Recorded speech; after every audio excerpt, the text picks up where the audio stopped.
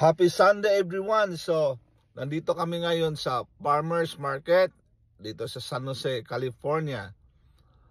Mamamili kami ng gulay ngayon pero nauna na sila ni Mrs. So, bago po ang lahat tayo sisimulan yung pag-explore natin kung anong benta doon, subscribe my channel, Alpius Rabuyo. So guys, let's go, let's check it out kung anong meron sila. Tara na! So guys, tawid na tayo dito sa daan.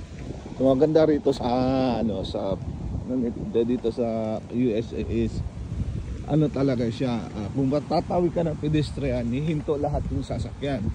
Hindi sila basta kay dito yung malagas ka na ang ng pedestrian. So guys, ang mga gulay nila dito, tayo sa tanlad. Yan, siya, $2 yung isang bundle. $2 siya dito. Yan, dito.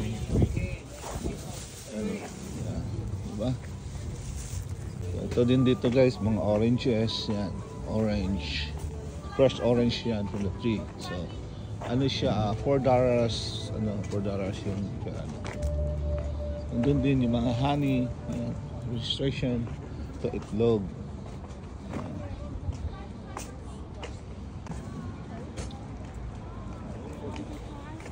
Dito yung registration kung kung gusto mong magtinda, sila yung i-contact mo. Ayan, mga berries, yan. See?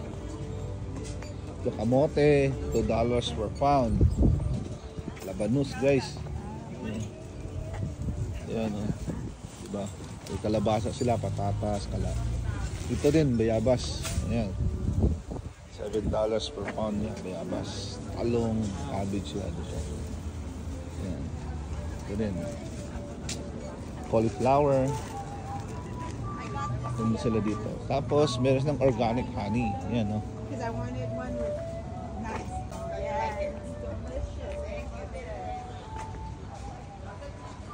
Oranges. Tapos ito guys, ito kamatis. Tapos meron din silang pre-taste dito. Ito flower shop nila rito. Ayan,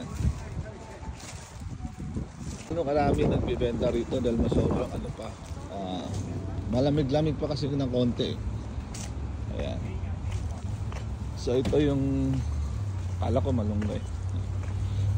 Meron silang dito. Bonchoy. Nila dito yung cabbage, $1, 25 pounds. So, dami din mamimili dito guys. Sa mga kababayan natin, benta din yung iba, tapos yung iba na bibili. Yan. Diba? Mahangin na siya. Malamig.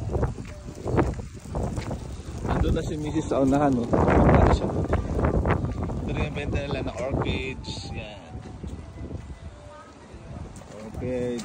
Dito guys, yung mga Filipino foods, kamote, na dahon. $3 sa pound yung nila.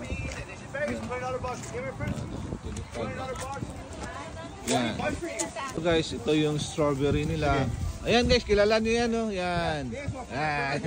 Namimili siya. Yan, kapatid niya si Ace. I like this one, more nice and red. I like that one.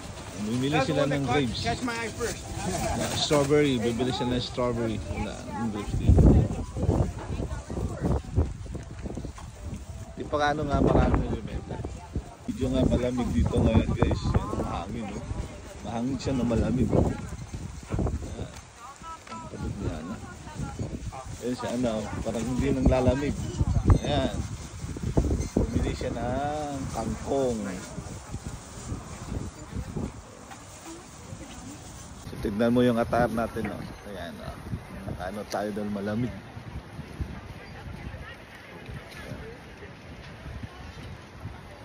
Diba? O sino pala yung magpa-fix ng car dyan? Yan, kapatid niya na si Ace. Yan. Dito sa San Jose, banda lang.